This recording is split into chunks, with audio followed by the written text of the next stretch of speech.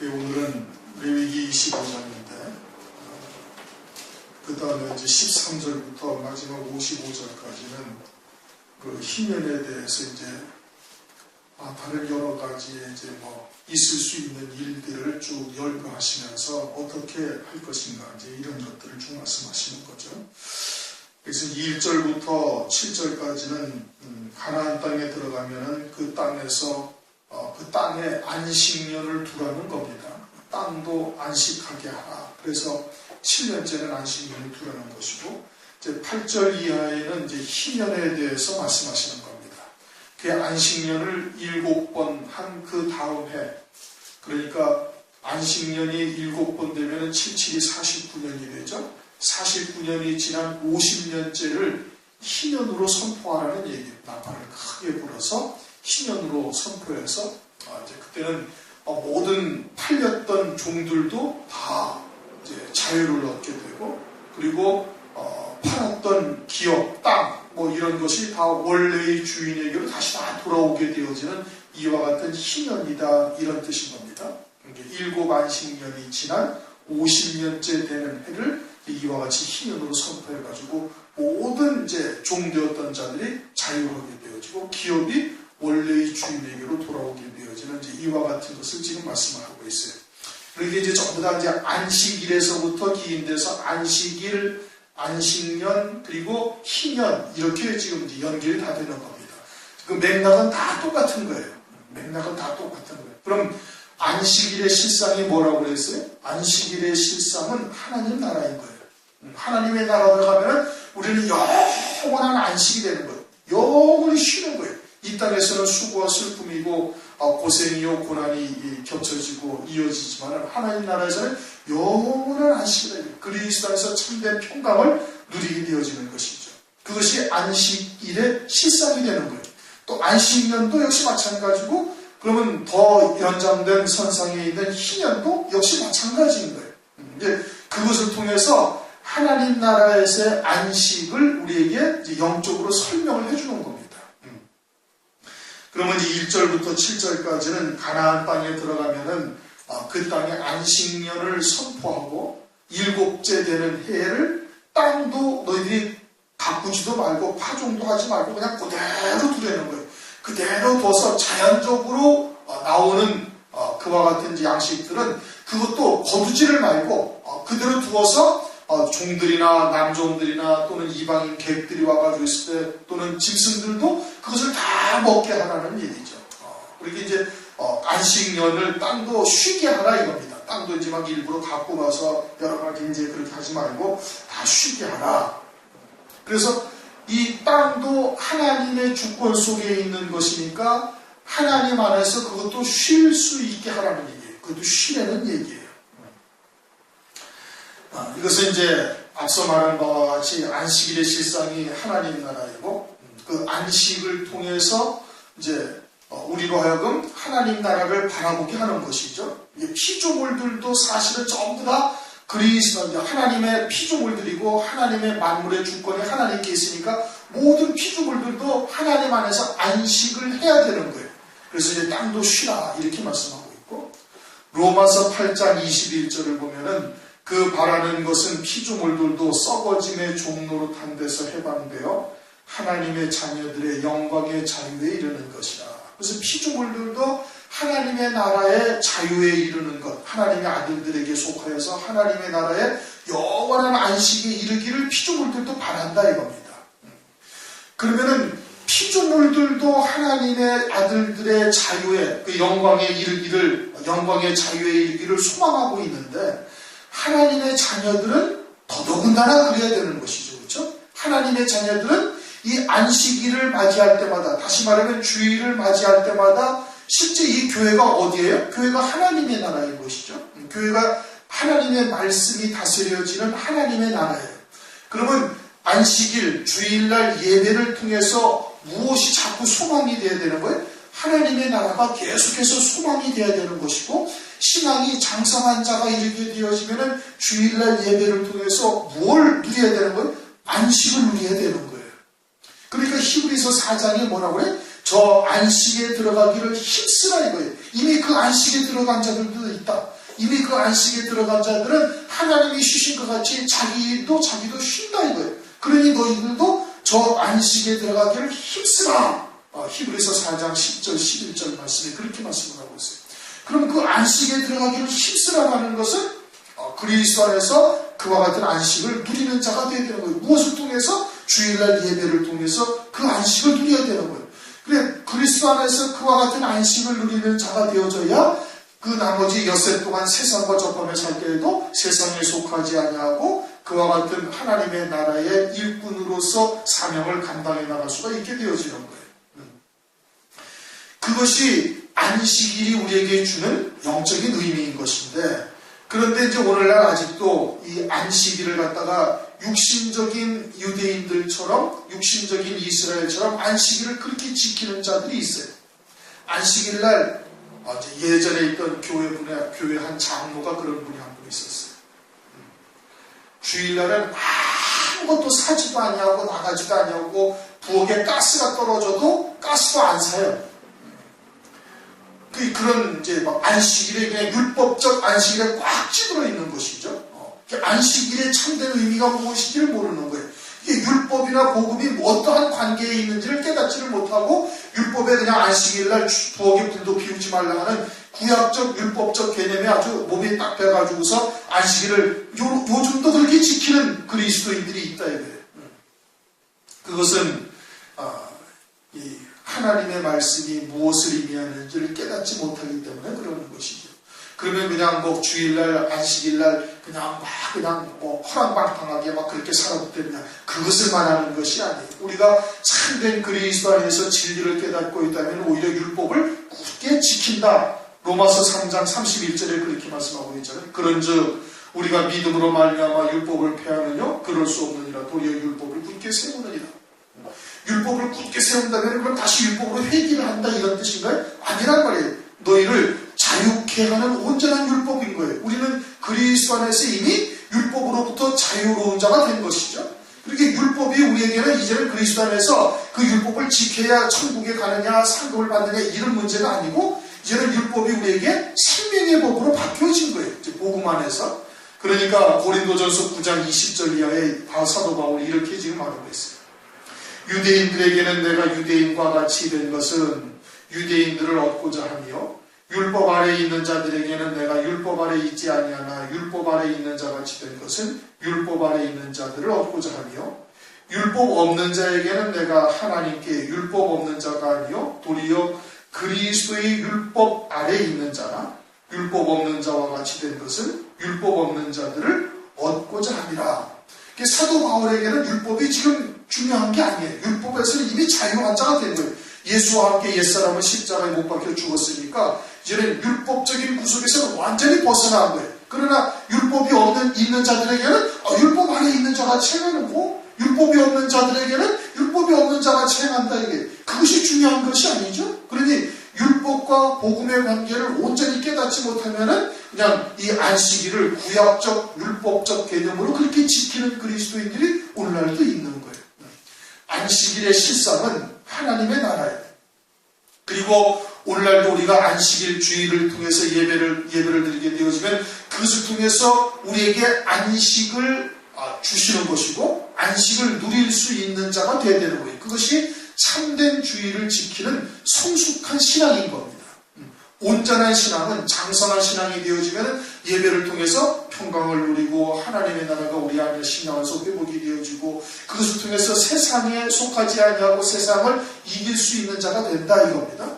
피조물들도 안식을 지금 바라고 있는데 하나님의 자녀들은 안식이 무엇인지를 제대로 잘 모르고 있으니까 이것이 문제인 겁니다. 25절 1장부터 25장 1절부터 7절까지는 땅에도 안식년을 주라는 얘기예요.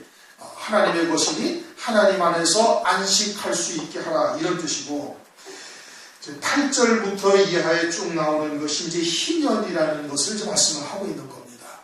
희년이라는 것이 뭐냐? 그것은 이제 지금 8절부터 쭉 말씀하고 있는 것처럼 너는 7 안식년을 계수할지니 가나안 땅에 들어가서 안식년 이제 첫 번째 안식년 7 일곱째 해를 안식년으로 두고 그 일곱째 해를 갖다가 이제 7번을 계수를 하면은 77이 49년이 되고 77이 49년이 된 그 안식년의 7월 10일 날 나팔을 크게 불어라. 이제 9절 7월 10일은 속죄 일리는 나팔 소리를 내되 전국에서 나팔을 크게 불치며 제 50년을 거룩하게 하여 전국거민에게 자유를 공포하라. 희년이 되면은 자유를 공포하라는 거예요. 그래가지고 이 해는 너희에게 희년이 너희는 각각 그 기업으로 돌아가며, 기업으로 돌아간다는 것은 이제 희년, 그 가나안 땅에 들어가서 분배 받았잖아요? 분배 받았는데 그 50년 동안 살아가면서 잘못해가지고 뭔 일이 생긴다든지 해가지고서 자기에게 분배된 기업을 파는 경우가 있는 거예요. 그러면 그 팔았던 기업이 희년이 되어지면 다시 자기에게로 돌아오는 거예요. 또 혹시 그보다 더한 일이 겪어가지고 내가 다른 집에 종으로 팔려갔다 이거예요. 종으로 팔려갔다 할지라도 이 희년이 되면은 그 종으로부터 자유를 얻는 거예요. 그래서 자유를 공포하라고 말씀을 하고 있는 겁니다. 그것이 희년이라는 의미예요. 그러니까 이제 안식년 7번 안식년이 지난 다음 희년에는 모든 종들도 자유하게 되고 이스라엘 백성들에게는 모든 종들도 자유하게 되어지고 팔렸던 땅들도 다 원래의 주인에게로 돌아오는 거예요. 그러면 이 희년이라는 것이 무엇을 의미하느냐? 희년이라는 것은 결국은 안식일이 무엇을 의미한다고요? 하나님의 나라를 의미하는 것이고 안식년도 하나님의 나라를 의미하는 것이고 그러면 희년도 무엇을 의미하는 거예요? 하나님의 나라를 의미하는 거예요. 결국은 하나님의 소유된 백성들은 다 어디로 돌아간다? 하나님에게로 돌아가는 거예요. 결국은 다 하나님에게로 돌아가는 거예요. 이 땅에 사는 동안 어떻게 믿음으로 열매 맺는가에 따라서 그 열매대로 다 하나님 앞에 가서 다 기업을 받게 되어질 것을 말씀하고 있는 것이죠. 그래서 마귀에게 종되었던 자들도 다 하나님에게로 돌아가는 거예요. 백보자의 심판을 거쳐가지고 어떤 자는 불구덩이 가운데서 구원받은 그와 같은 구원도 있을 것이고 누가복음 16장에 호화를 연락하던 부자도 음부에 떨어져 있다가 백부자의 심판을 거쳐가지고 음부도 다 죽은 자들을 내어놓고 불못에 던지우는 그와 같이 되지 않습니까? 백부자의 심판을 지난 다음에 그들도 다 주님에게로 돌아오는 것이 되는 거예요. 그렇게 모든 하나님의 자녀들이 다 하나님에게로 돌아오게 되어지는 것을 말하는 거예요. 다시 말하면 하나님의 나라예요. 궁극적으로는 하나님의 나라다 이겁니다. 그러면은 희년이 되어져가지고 모든 종되었던 자나 기업들이 다 돌아오게 되어지는데 이것이 유대인들에게는 실제 50년째 되어지는 희년에 그와 같은 일이 실제로 이루어진 거예요. 그래서 매 50년마다 기업이 팔렸던 기업도 본래의 주인에게로 돌아가고 종으로 팔렸던 유대인들, 이스라엘 백성들도 그 몸이 자유함을 다 얻게 되어진 거예요. 매 50년마다 그렇게 되어졌다. 그렇게 해서 주님이 오실 때까지 쭉 이어져 온 거예요. 그런데 주님이 딱 오셔가지고 뭐라고 말씀하시고 있는 거 아니? 누가복음 4장 18절 19절에 이렇게 말씀을 하셔요. 주의 성령이 내게 임하셨으니 이는 가난한 자에게 복음을 전하게 하시려고 내게 기름을 부으시고 나를 보내사 포로된 자에게 자유를 눈먼 자에게 다시 보게 함을 전파하며 눌린 자를 자유케 하고 주의 은혜의 해를 전파하게 하려 하십니다. 이렇게 말씀을 하셨어요. 누가복음 4장 18절에 이 말씀은 이사야서 61장 1절 2절 말씀을 인용을 하신 거예요. 그리고서는 그 말미에 은혜의 해를 전파한다 이거예요. 은혜의 해라는 것이 그것이 뭘 말하느냐? 그게 희년이라는 것을 말하는 거예요. 기쁨의 해다 이겁니다. 그래서 눌린 자를 자유케 하고 포로를 자유케 하고 눈먼 자를 다시 보게 하며 가난한 자에게 복음이 전파되는 이 은혜의 해 희년이 주님으로 말미암아 도래되는 얘기예요. 그래서 예수 그리스도께서 십자가에서 죽임을 당하시고 모든 죄를 대속하시고 저주까지 다 대신 받으시고 믿는 자에게 성령을 부어주셔서 이제는 우리 그리스도인들이 예수 그리스도 안에서 자유함을 얻는 거예요. 죄와 사망으로부터 자유를 얻잖아요. 그렇죠? 복음과 진리를 제대로 깨달은 자는 어렵죠?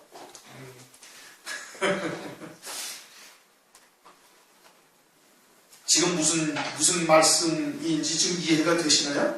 이어지고 있는 말씀이 뭔 말인지 이해가 돼요? 육신적 유대인들에게는 희년이 되면 다 자유가 된 거예요. 기업도 자기에게로, 팔았던 땅도 자기에게로 돌아오고, 그리고 종으로 팔렸던 몸도 자유함을 얻었단 말이에요. 그것이 매 50년마다 반복이 되어서 쭉 이어져 오다가 주님이 딱 오셔가지고 주님이 내가 은혜의 해를 내가 너희들에게 전파한다 이거예요. 그러면서 종된 자, 포로된 자 이들이 다 자유함을 얻는다 이거예요.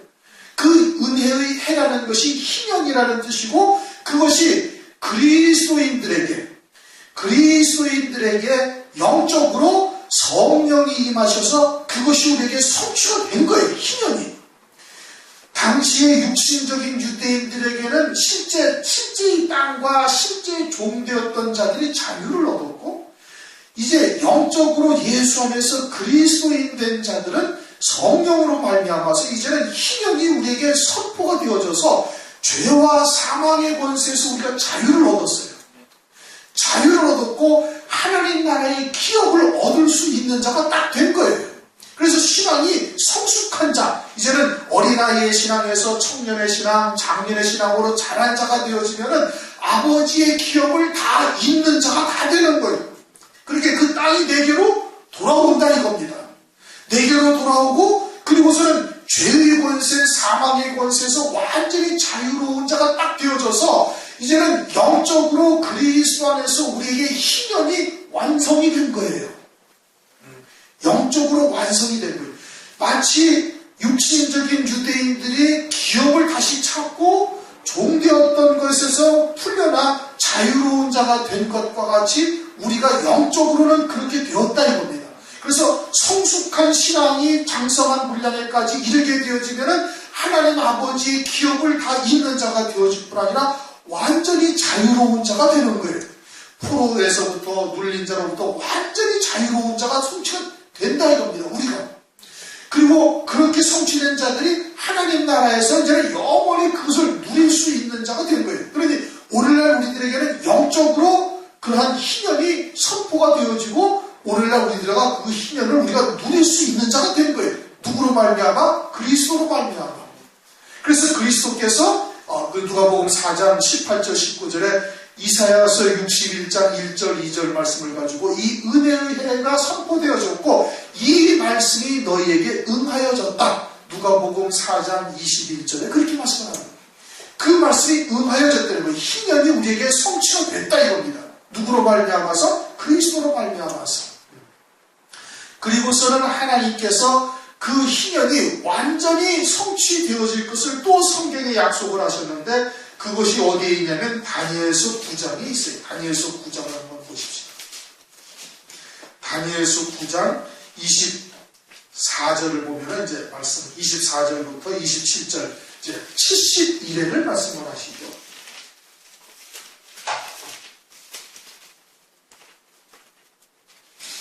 다니엘서 9장 24절만 읽겠습니다. 24절부터 27절까지가 다 그 내용을 설명하고 있는데, 다니엘서 9장 24절 한 절만 읽습니다. 시작.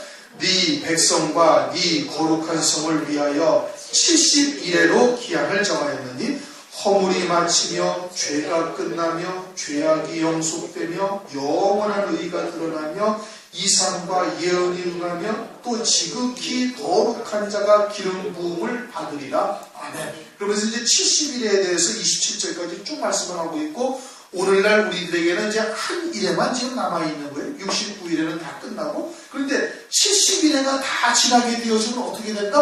허물이 맞추고 죄가 끝나고 죄악이 영속되고 영원한 의가 드러난다는 거예요. 영원한 의. 다시 말하면 주님이 재림을 하신다는 얘기고, 주님이 재림을 하시게 되어지면은 그러면은 하나님의 나라가 이루어지는 거예요. 그 하나님의 나라가 이루어지면은 어떻게 된다? 첫째 부활의 영광을 입은 자, 신령한 몸을 입은 자, 그들은 주 예수 그리스도의 말씀과 하나님의 말씀과 예수 그리스도의 증거를 위하여 목배임 받은 자들에게 상급적 부활이, 신령한 몸을 입는 부활이 1,000년 먼저 이루어지는 것이죠. 그러니까 다른 사람들은 백보자의 심판 때를 지나야 이 희년이 완성이 되는데, 온전히 되어지는데, 그런데 첫째 권의 영광을 입은 자들에게는 70일가 끝나고 새하늘 새 땅이 이 땅에 이루어지면은 그때 이것이 이 희년이 그들에게는 완성이 되는 거예요. 영원한 의가 드러난다. 죄가 완전히 끝나버린다. 자유를 완전한 자유를 얻게 되어지는 것이고 하나님의 나라를 얻는 자가 되는 것이다. 기업을 얻는 자가 된다는 말씀이에요. 하나님에게로 완전히 돌아간 자가 딱 되는 거예요. 이게 70일가 끝나게 되어지면은 이 희년이 성취가 되어진다 이겁니다. 누구에게? 첫째 구원의 영광을 입는 자들에게. 나머지 백성들에게는, 나머지 하나님의 자녀들에게는 천년 왕국이 끝난 다음에 백보자의 심판이 지나고 이 희년이 다 이제 그들에게도 다 이르고 모든 하나님의 자녀들이 하나님에게로 다 귀속이 되는 거예요. 돌아오는 거예요.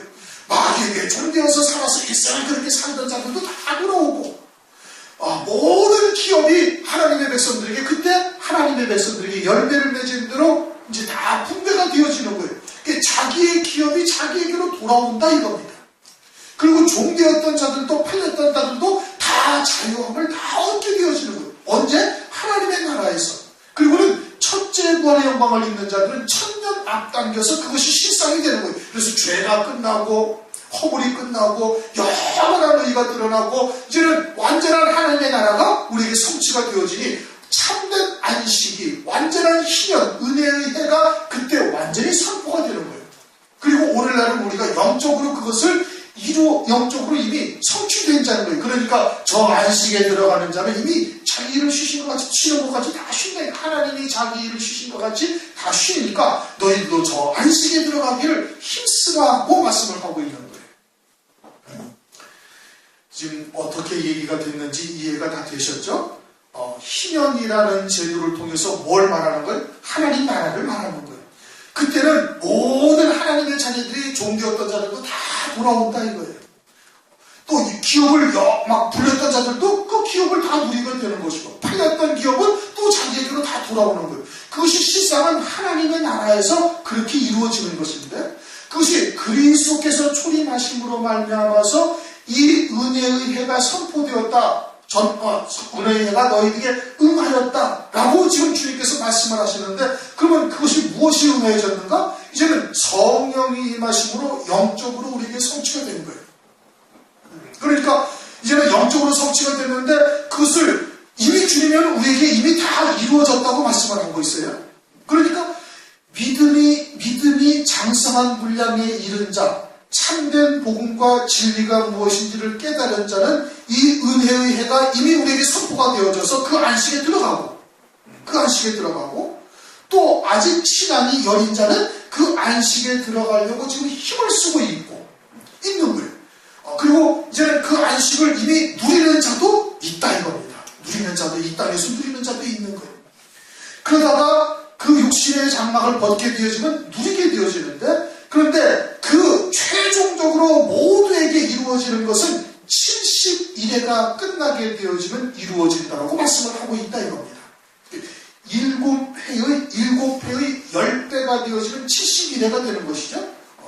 이렇게 열이라는 숫자가 만, 가득 찼다 이런 뜻인 겁니다. 그러니까 안식의 해가 꽉 차게 되어지면은 이제는 주님이 재림을 하신다는 얘기예요.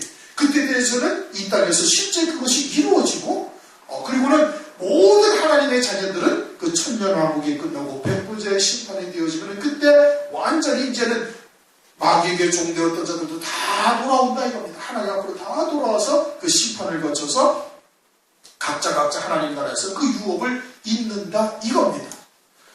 그것의 그림자로 유대인들에게 희년을 주신 거예요. 그것의 그림자. 또 한 가지는, 여러분들의 이제 성경에는 어떻게 나와 있는지는 모르지만은, 출애굽기 12장을 보면 이스라엘 백성들이 딱 출애굽을 해요. 출애굽을 하는데 그 출애굽하는 연도수가 기원 전, 주님이 오시기 전 1446년이라고 신학자들이 다 공통적으로 일치를 본 거예요. 1466년. 출애굽한 날로부터 1446년 후에 주님이 오신 거예요. 그래서 기원전 1446년에 출애굽을 해요. 출애굽이라는 것은 또 어떤 의미가 있는 거 아니? 마귀의 권세에서 벗어났다라는 의미예요. 마귀의 권세에서 벗어났다라는 의미예요. 그때로부터 가나안 광야를 거쳐서 가나안 땅에 들어가서 사사기를 거쳐서 다윗의 왕조가 이어지고 그리고 솔로몬 때에 이 성전을 완성을 해요. 온전한 성전이 솔로몬의 때 딱 지어지는 거예요. 그럼 솔로몬의 성전이 딱 지어질 때가 언제냐면은 기원전 959년이에요. 이제 성경학자들이 말하기를 959년이 되는 거예요. 그래 기원전 1446년에 나와서 하나님의 성전이 완성이 된 것이 기원전 959년이에요. 그러면 1446년에서 959년까지의 요 기간이 얼마냐면 488년이 되는 거예요. 488년. 70일이라는 것은 한 일회가 70번이 있다는 얘기예요. 그렇죠? 한 일회가 몇 년이에요? 7년이에요. 7년이 70번이 있으면 77은 49, 491을 말하는 거예요. 491 하루를 1년으로 치면 490년이에요. 그럼 조금 전에 얘기한 출애굽으로부터 솔로몬의 성전이 지어진 때가 몇 년이라고요? 488년이 걸린 거예요. 그러면 출애굽으로부터 성전이 지어졌다는 것은 하나님의 나라가 완성이 됐다는 뜻이에요. 그건 그림자적인 역사란 말이에요. 그 기간이 얼마라고요? 488년. 70일에는 며칠? 490일.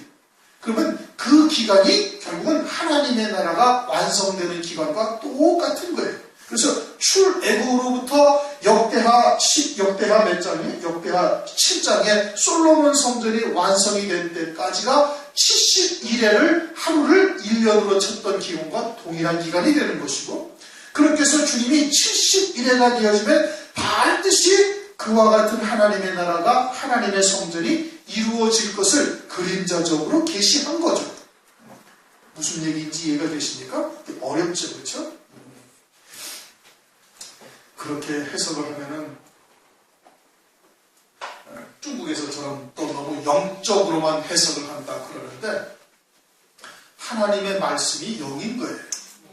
말씀이 영이란 말이에요. 하나님의 말씀은 보이는 세상의 것을 통해서 보이지 아니하는 영원한 나라를 우리에게 설명을 해주고 계셔요.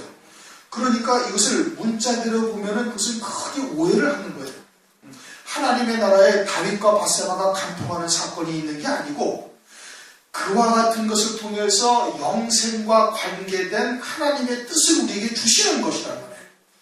그러니 그 뜻을 찾는 것이 중요한 것이지, 뭔 하나님의 나라가 말씀이 하나님이시라고 그럼 하나님의 나라가 다윗과 밧세바가 간통하는 사건이 그 하나님의 나라에 있습니까? 그런 것은 아니란 말씀이에요.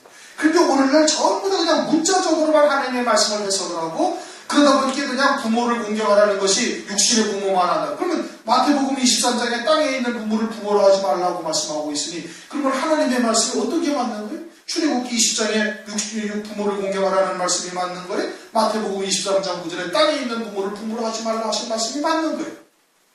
둘 다 맞는 거예요. 둘 다 맞는 것이고, 두 곳의 말씀을 충족시키는 뜻이 그게 하나님의 뜻인 거예요. 그게 진리인 거예요. 그러니까 문자대로 해석하면 하나님의 말씀은 뒤죽박죽 엉망진창에 막 충돌이 생긴다니까. 그러니 이 말씀이 영이고 그 말씀 속에 담겨져 있는 하나님의 뜻이 무엇인지를 깨달아야 되는 거예요. 희년을 통해서 주님이 무엇을 말씀하시는가? 너희가 영적으로 이미 이제 그리스도 안에서 자유한 자가 되었다. 이 은혜의 해가 너희들에게 선포된다. 이 말씀이 이제 너희들에게 응하였다. 이거예요. 그것이 오늘날 영적으로 우리에게 이루어진 것이고, 실제 우리가 그 영적으로 희년이 이루어진 자들은 이제는 안식한다. 그리스도 안에서 쉬는 자가 되는 거예요. 그리스도 안에서 쉰다라는 것은 어떠한 환경이 우리에게 다가온다 할지라도 그런 것을 흔들리거나 요동하거나 움직이지 않는 거예요. 평강을 누리는 거예요. 그러면 주일날 예배를 통해서 무엇을 더는 게 참된 안식이 무엇인지를 누리고 가는 거예요. 뭘 통해서? 말씀을 통해서. 말씀을 통해서 하나님의 나라가 더 밝아지고 하나님의 나라의 등불이 더 켜지고, 그러니까 점점 이 주일날 주일날 예배를 통해 가지고 뭘 누려야 돼? 평강을 누려야 되는 거예요. 참된 평강. 세상 것에 좌지우지되지 아니하는 참된 평강을 누려야 된단 말이에요. 만약에 주일날 예배를 통해서 그런 것이 우리에게 임하지 아니한다면 그 예배가 잘못된 거예요. 그 선포되는 말씀이 잘못되었든지 예배를 드리는 중심이 잘못되었든지 둘 중에 하나가 잘못된 거예요. 주일날 예배를 통해서 반드시 이 안식이 우리에게 임하여야 되는 거예요. 그 안식이 우리에게 임해야 되는 것이고 그것을 누리지 못한다면 그것은 교회가 잘못되었든지 말씀을 듣는 중심이 잘못되었든지 둘 중에 하나가 잘못된 거예요. 왜? 이게 안식일날 안식을 우리가 누려야 되는 것이고 하나님의 날을 우리가 누려야 되는 것이고 그것이 참된 평강이 우리 안에 자리해야 되기 때문에 그것을 위해서 안식일을 주신 것이고 그것을 위해서 예배를 드리는 것이고 그것을 위해서 그리스도께서 십자가에서 죽임당하신 거예요. 여러분, 가난한 자에게 복음이 전파되고 눌린 자를 자유케 하고 포로된 자를 자유케 한다 이거예요. 이 은혜의 해가 너에게 선포되게 하기 위해서 주님이 오신 것이고 그 말씀이 주님으로 말미암아 응하였다라고 말씀하고 있단 말씀이에요. 이 희년이 그래서 우리에게 누려져야 되는 겁니다. 나머지는 그냥 여러분 읽어보시면 되고 이제 여기서 한 가지 이제 조금 이상한 것이 뭐냐면 29절부터 30절, 31절 이 내용인데 29절 한번 보시면 성벽이 있는 성내 가옥을 팔았으면 간지 1년 안 만 1년 안에 물을 수 있나니 곧 그 기한 안에 물으려니와 주는 내 물으지 못하면 그 성내 가옥은 산자의 소유로 확정되어 대대로 영이 그에게 속하고 희년에라도 돌려보내지 아니할 것이냐 그러나 성벽에 눌리지 아니한 촌락의 가옥은 나라의 전토 인류로 물려주기도 할 것이요 희년에 돌려주기도 할 것이다. 29절에서 31절까지 보면은 성벽 안에 어떤 도시가 있고 도시가 형성이 되어 있고 성벽 안에 있는 집은 이제 뭐가 이제 어려워져가지고 집이 매매가 됐다면은 그것은 1년 안에 물으면 물으지만은 그러지 아니하면 희년이 되어줘도 돌려주지 말라 이겁니다. 그 밖에 있는 땅들은 다 희년이 되면 돌려주는데 그 성 안에 있는 집은 돌려주지 말라는 거예요.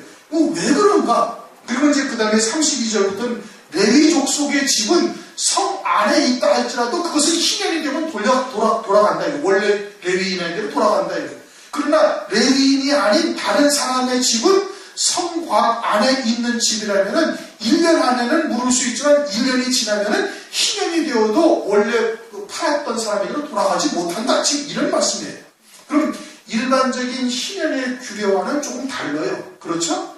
일반적인 희년의 규례는 토지가 팔렸으면은 희년이 되면 50년째가 되어지면 원래의 주인에게로 돌아와야 되는 거예요. 근데 성곽 안에 있는 집은 그렇게 하지 말라 이래요. 왜 이러셨을까? 이것은 성곽 안에 있는 집은 그래도 부유한 자들이 소유를 하고 있는 집이에요.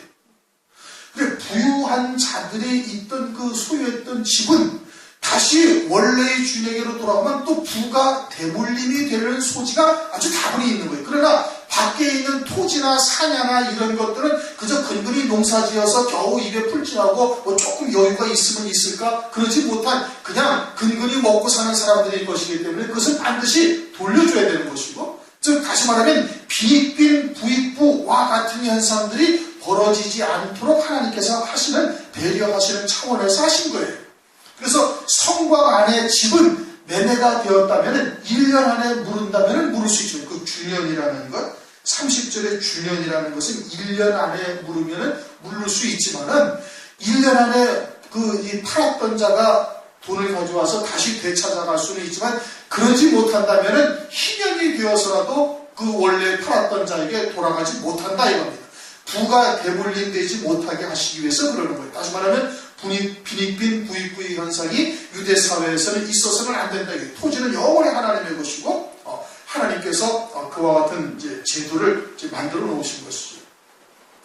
오늘날 이제 민주주의라 그렇게 해서 자본주의다, 민주주의다 이렇게 함으로써 제일 큰 병폐가 뭐냐면은 부익부 빈익빈인 겁니다.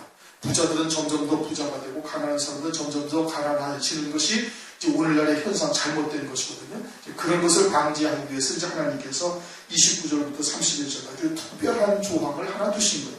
그 나머지는 그냥 이스라엘 백성들에게 이제 육신적 이스라엘 백성들에게 희년에 대한 규례를 갖다가 설명을 하신 것이고 그것은 읽어보면 별로 그게 크게 중요한 것은 없어요. 읽어봐서 37절부터는 이 유대인들, 그리스도의 이스라엘 백성들은 자기 동족들에게 고리대금업하지 말라 이런 뜻인 겁니다.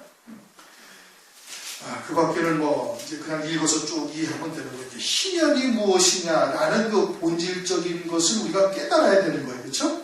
안식일이 무엇이냐를 깨닫듯이 희년이 무엇이냐라는 것을 깨닫는 것이 중요해요. 희년이 뭐라고요? 그것은 은혜의 해다 이겁니다. 그리스도 안에서 우리에게는 영적으로 이미 이루어졌고, 그리고 우리가 그 안식에 들어가기를 힘써야 할 것이고, 그 안식에 들어간 자는 다 쉴 뿐 아니라 이제는 주님이 재림하시면 그 70일에로 이제는 완전히 그 희년이 이 땅에서도 성취가 되어진다라는 것입니다. 그게 요점이에요. 그 이제 충분히 이해가 되셨죠? 그와 같이 우리가 그 안식에 들어가기를 힘쓰시기를 주님 이름으로 축원합니다. 통솔합니다.